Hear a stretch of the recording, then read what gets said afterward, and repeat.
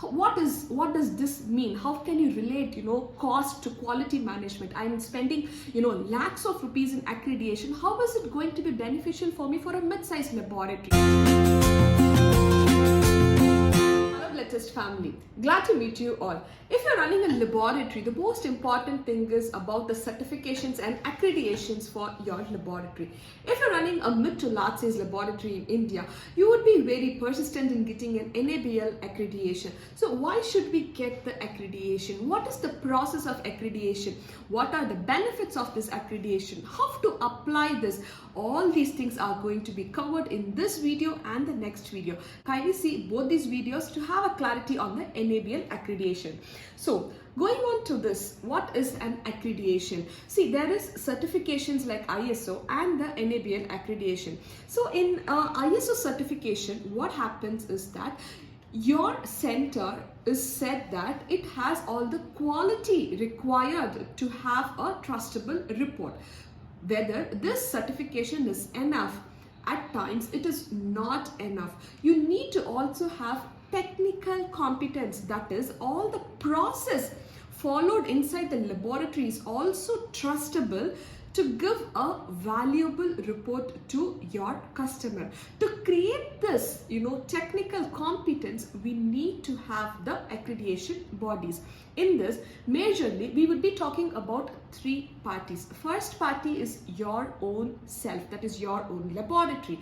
The second party is your customers. It can be doctors, it can be hospitals, it can be other corporates who are going to give samples to you. So what is the third party? These certifications and licensors are third party, that is they are neither related to you nor your customers. They are some other bodies which come and say that yes, this is a trustable laboratory to which you can, your customers can give samples and get a valuable, trustable report. This is why we need to get our laboratory accredited. So what are the benefits of having this accreditation?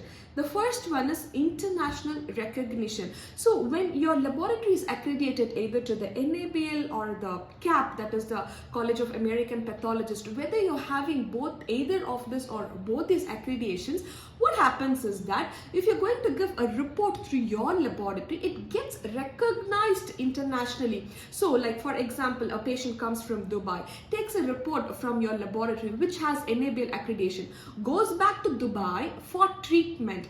This report will carry a value for the doctor, for the treating doctor to have trust. Yes, okay, fine, this report is really trustable. I needn't repeat anything for this patient and I actually go on to the treatment process. So this is why you need to get it accredited. Why certifications are not enough is that only when it is accredited, the process of the technical competence is actually certified. Yes, there would not be any errors or flaws in this laboratory while processing the sample, and I can trust this report. This is what happened, and this is why internationally a laboratory gets recognized and the values generated from your laboratory gets recognized. So the second thing is enhanced customer confidence. Of course, when you have all these accreditations, any customer can directly go into the NABL website, see whether your laboratory is accredited, and then give samples to your laboratory, and they know that yes, I will get a good report which I can trust upon. I needn't repeat it. The third one is robust quality management. So in the laboratory process, there are majorly three things. One is the pre-analytical phase, the analytical phase, and the post-analytical phase. Wherever you're running the machines, where your automated machines are involved, that is your analytical process, in which errors are of course very less. So because sometimes when your QC is not passed in your machine, you cannot run the sample. When the calibration is not up to the mark, you cannot run the samples. Hence, the process of analytical errors is much less. So where do you get errors? You get errors either in the pre-analytical phase or the post-analytical phase. That is prior to putting it into the machine. That is from the collection, from labeling the sample, is there can be errors, and then after the processing is finished for your the sample, again when the report is going back to the customer, sometimes errors can occur. So 80% of the laboratory errors occur during the pre-analytical and the post-analytical phase. So when you have have documentations, you have records to manage the system, then you can say that yes, I have a good quality. For example, I'm a laboratory owner. I keep traveling sometimes, and I don't know whether when I'm approving a report, whether all the process is taken care, whether the sample was good, whether it was a good stable sample, whether it was collected in the correct temperature, whether the value I'm giving is correct, whether there's not any point difference. Of course, all these things has to be taken care of, and when this comes into a proper process from your laboratory, you can trust this. This is what happens. That is, there is a good structural process maintained in an accredited laboratory for the people to trust on your report. So there is good quality management by this. And the fourth one is assurance of accurate and reliable reports for your customers. Of course, when all these things are catered to, there is an error-free report, of course it increases the reliability of your laboratory. And the fifth most important point as a laboratory owner you have to note is that there is loss prevented. That is, we are cutting down the cost of your laboratory. What does this mean? How can you relate cost to quality management? I'm spending lakhs of rupees in accreditation. How is it going to be beneficial for me for a mid-sized laboratory? I would say you an example. For example, you take AMH, that is anti-Mullerian hormone test, or you have your 5-alpha dihydrotestosterone.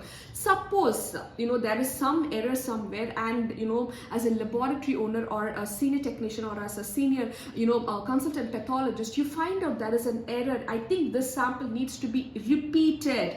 What happens? There is wastage of your reagents, okay? But when this goes through a proper process of documentation, records, every step 1, step 2, step 3, step 4, there is no way an error can occur.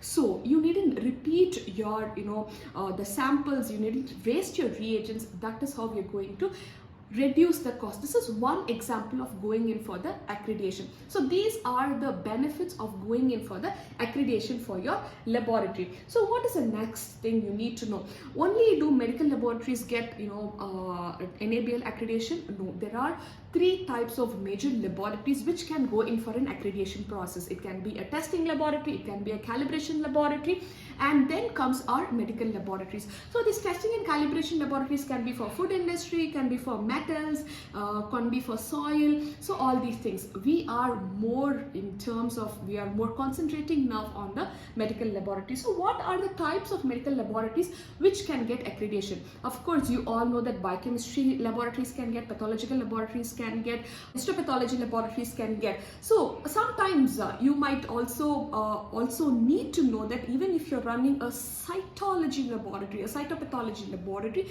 you are running a cytogenetics laboratory, of course you can also go in for NABL accreditations. So these are the list of medical laboratories who can go in for the NABL accreditation. So these are the list of laboratories who can go in for the NABL accreditation. If you're a mid to large size laboratory and in India, better think whether this is the right time to go in for an accreditation, which should really be useful for your laboratory business. And of course, in our next video, we're going to see how to go about the process of NABL accreditation and who can help you out in the process. So if you like my channel, kindly subscribe my channel, like my videos, and of course share it to whoever is in need or who you think would require our videos, which would be helpful for them. And our contact numbers and our email is there visible on the screen. Kindly contact them if you need any assistance. This is Dr. Lalita Sandal signing off.